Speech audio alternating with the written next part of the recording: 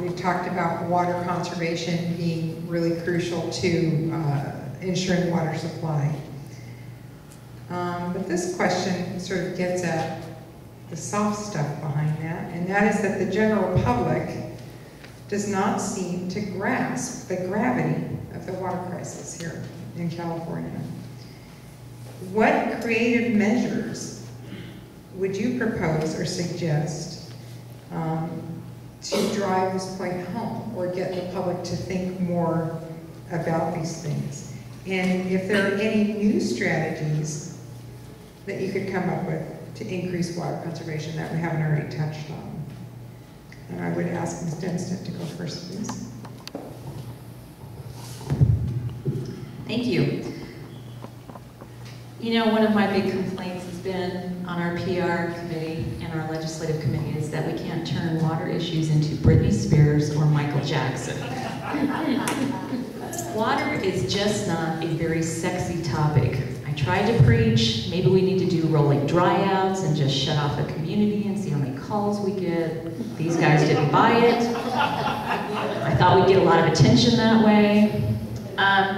You know, actually, I'm going to say that in the last 2 years, I've really noticed a dramatic change with our population.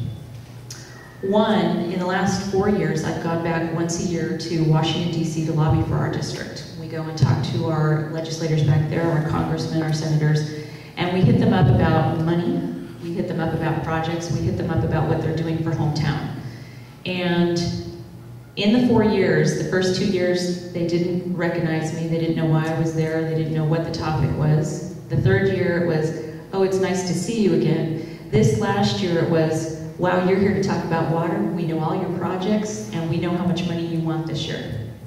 It was incredible to see the change in Washington. I think that's a change that's also taken place here locally.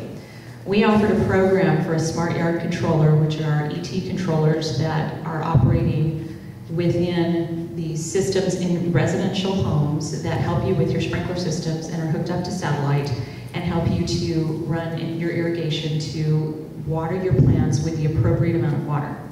We offered that program. It's the first time in the country that we offered it to finance half of the cost. We rebated half of the cost and financed the rest of it interest-free for up to 5 years at $10 a month on people's bills. We had 525 controllers. We ended up having 2 areas, one in Marietta and one in Riverside. In 2 months' time, the things flew off the shelves. They were gone. People are getting it. Thank you. Mr. Howland, please.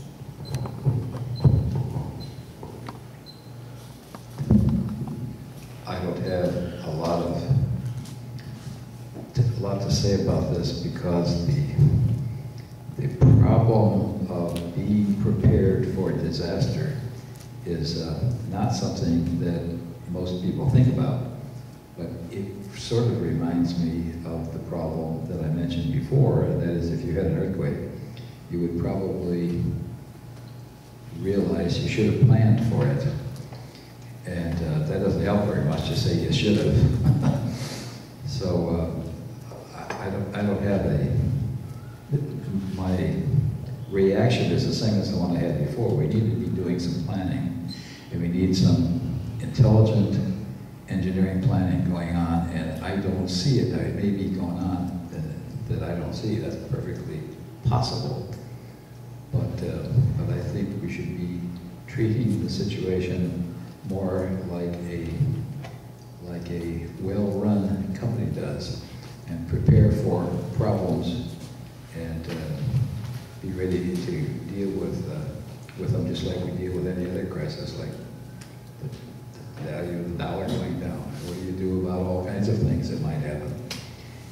You know, the land underneath the mountains at California, did you watch television recently? You know that land is moving out to the ocean very slowly, and it goes down in the Marietta Trench, not Marietta, the trench out in the middle of the Pacific, and it gets, it creates another set of problems and eruptions out there. So we have to see what we're living in make appropriate plans for things that could happen, and then be ready in strength to handle whatever comes up. Thank you. Mr. Evans, please. Thank you. You asked for creative measures or creative actions. One thing that we've done and we continue to leverage, and that is to communicate with school kids, to educate them as to the ethic of water conservation. They can go home and tell their parents, and presumably there's an improved message there. But we have a staff that's dedicated to working with the grade schools. We've, over the years, have been in contact with about 500,000 school students since this program began. So working with school kids is one area that we currently do. We also every year recognize teachers for their outstanding work with students in terms of water education, give them awards. We give them a small amount of money to help further their classroom activities. So that's kind of one stream of activity. The other one is, right now it's very difficult to buy water efficient sprinklers. You can't go to Lowe's or Home Depot and find them. You have to go to irrigation specialists, of which there are in Riverside. Bonnet Irrigation certainly has them. But making those products more routinely available and easy to get, and perhaps having them be the only ones available will be an important step forward. And we are working through Toro, through the other manufacturers, to get their products more routinely available so everybody can get in the habit, essentially, of buying them. Thank you. Mr. Pena, please. Yes, I think we have to think out of the box sometimes as far as the whole push for more water conservation. I think the majority of the people do very much believe that the ratepayers know that they need to plant gardens where there's drip irrigation for their perennials and for their trees, and maybe their lawns, of course, get the spray, and that's very important. I think the district has, in one area, has done a very awesome and good job, and that is with the garden that they have. In fact, my neighbor was telling me about it before she knew I was running. So I said, wow, yeah, they do have that, and that's really great, the garden where you can go in. I think it's open 8 or 10 hours a day, and you can take students there, and I'm sure many elementary schools have been there. So it's really good, and there was another thing I was going to say. But thinking out of the box, maybe what we need to do is to increase the amount of attention that water conservation needs to, that has to actually take place here within the district, is maybe say, hey, anybody who logs into our website and sees a video on water conservation, you'll have a number at the end. You click here, you get a number, and that number, of course, will have their name with it, and they can have, maybe we can have a lottery at the end, or maybe a trip to Disneyland, or maybe a store may want to supply, like Walmart, $200 gift certificate. Believe me, the amount of people that would log in to see that video of water conservation would increase threefold. So sometimes you have to encourage. I know when I was the chairman of the Human Relations Commission back in a city over here in Southern California, we wanted to get people to pay attention to items that we were trying to increase: diversity and protection of human rights, civil rights. And even though a lot of people said that's a great idea, we didn't have too many people come until we gave away some Red Lobster tickets. Thank you. Mr. Field, please. Thank you. I like that Red Lobster ticket. The water conservation issue is a dramatic issue. It has been in California for quite some time. Most of the South has been spared that for some time, but it's not any longer. And you probably read about the difficult times they've been having in the South, North Carolina, South Carolina, Georgia in the last couple of years. We were back there, and you know what? We saw billboards at every reservoir and an enormous sign on that billboard that said this reservoir is at 37% of capacity.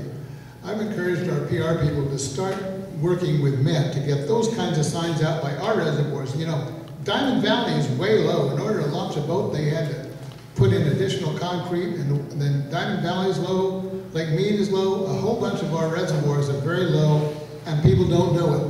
We haven't gotten that message out yet, and I think it's important to do that. Mr. Pena mentioned the demonstration garden. That's a very important part of our outreach program. We have a disc, computer disc that we give that goes along with those programs, showing all kinds of things you can use in your garden that are drought resistant and water conservation devices. 60% of domestic water use goes to gardens, and a good deal of that goes to grass. You know, that's pretty darn impressive to tell people that and say, fix up your darn gardens. Now, my wife is better at this kind of thing than I am, but she's done that in our garden. She and a landscape person have taken out a good deal of the grass in our garden and put in water-resistant things both in the front yard and the side yard, both side yards.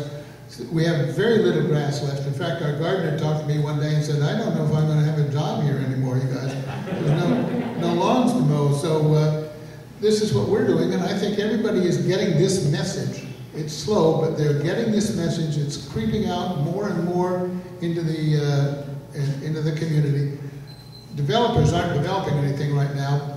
When they do, they need to be mindful.